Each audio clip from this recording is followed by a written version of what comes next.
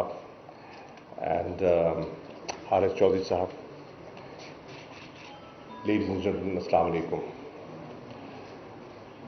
I have a written text. I'll begin with that, and then I'll come to Urdu on your demand. Chief Executive Officer, Universal Service Fund, Chief Executive Officer, Jazz, ladies and gentlemen, it gives me immense pleasure to deliver remarks at this ceremony. Since the adoption of the United Nations Agenda 2030 for Sustainable Development Goals in 2015, Pakistan has worked to mainstream all of the 17 Sustainable Development Goals in its policies, plans and strategies. As one of the first countries to endorse the 2030 Agenda, our political commitment and national ownership is reflected in Pakistan's adoption of SDGs as part of our national development agenda.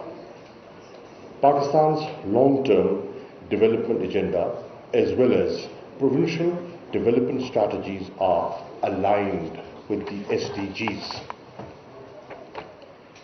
While achieving progress on all goals is significant for Pakistan, the government has prioritized SDG 2, which is no hunger, SDG 3, which is good health and well-being, SDG 4, quality education, and SDG 8, decent work and economic growth. These four particular SDGs require immediate attention to achieve rapid results, which will also pave the way for achieving the remaining goals. Ladies and gentlemen, the UN Agenda 2030 for Sustainable Development fundamentally recognizing that the speed of information and communication technology and global interconnectedness has great potential to accelerate human progress, to bridge the digital divide, and to develop knowledge societies. While none of the SDGs is specifically about information and communication technology, ICTs, however, underpin the achievement of every single SDG. At national level, the role of Universal Service Fund of the Ministry of IT and Telecom is commendable in accelerating the progress on SDGs through its next generation broadband for sustainable development projects that are aimed at provision of access to telecommunication services in unserved and underserved areas of Pakistan.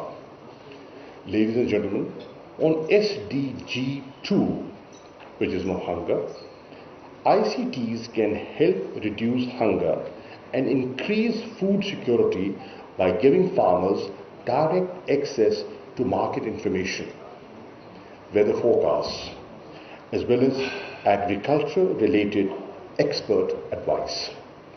It also plays a vital role in improving service delivery of government initiatives aimed at poverty alleviation and social safety. A case in point is a SARS emergency cash program, where the government disbursed rupees 203 billion, which is $1.23 billion, mostly through digital cash payments to 15 million families in Pakistan in its bid to target the vulnerable segments of the population amid COVID-19 pandemic. This initiative was implemented in record time with complete transparency due to the employment of smart digital solutions. Ladies and gentlemen, information and communication technology is also essential for achieving progress on SDG 3, which is good health and well-being. ICTs can deliver substantial and significant benefits across the whole of the healthcare ecosystem. Connectivity enables health workers to be connected to information and diagnostic services, while analytics can help make projection about disease outbreaks. We are currently passing through one of the most challenging times in human history. COVID-19 pandemic has posed unprecedented socio-economic and health challenges to the international community. To fight the pandemic effectively, our government has adopted a three-pronged policy that focused on saving lives, saving livelihoods, and salvaging the economy. The efficient use of information and communication technology is the cornerstone of our fight against the coronavirus.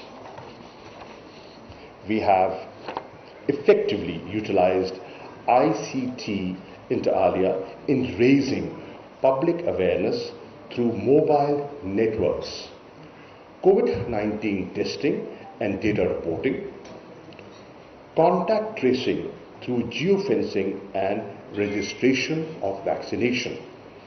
Ladies and gentlemen, another important SDG that has witnessed remarkable progress due to ICTs is SDG 4, which is quality education.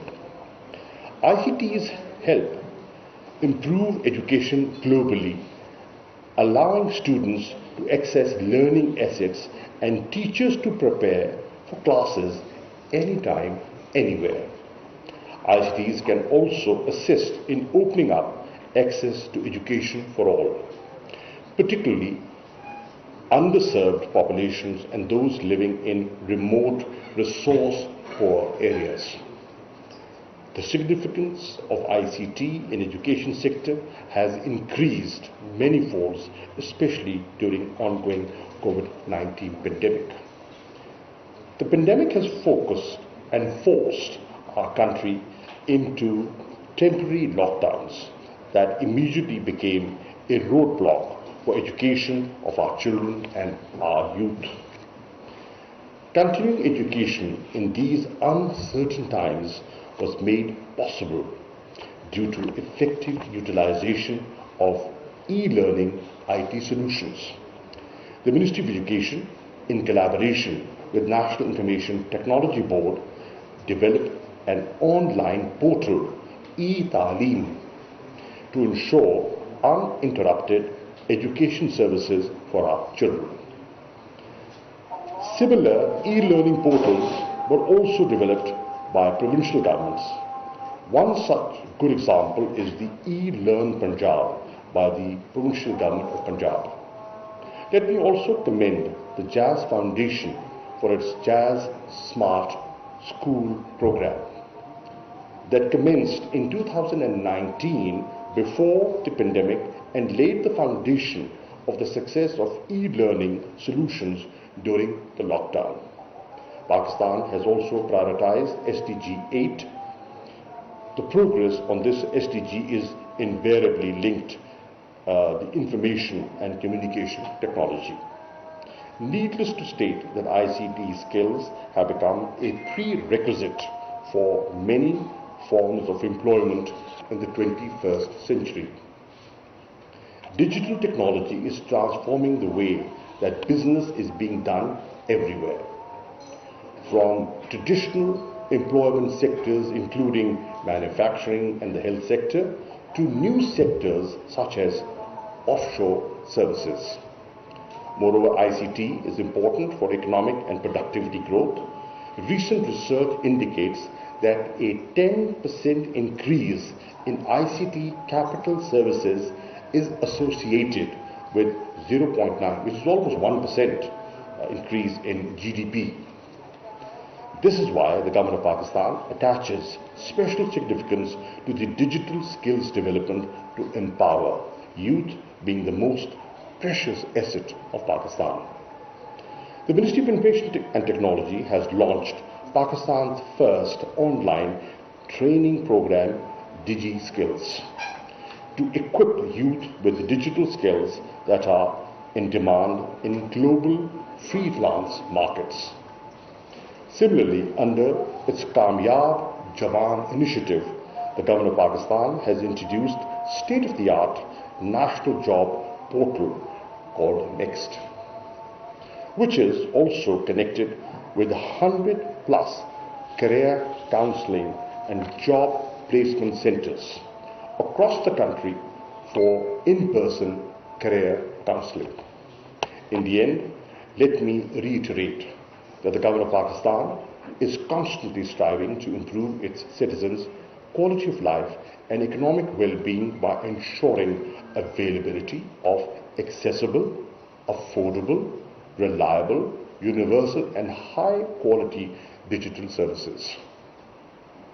Our government strongly believes in mass adoption of emerging digital technologies and innovative applications to enable cross-sectoral socio-economic development and transformation of economic activities, governance models, social interaction, and achievement of sustainable development goals.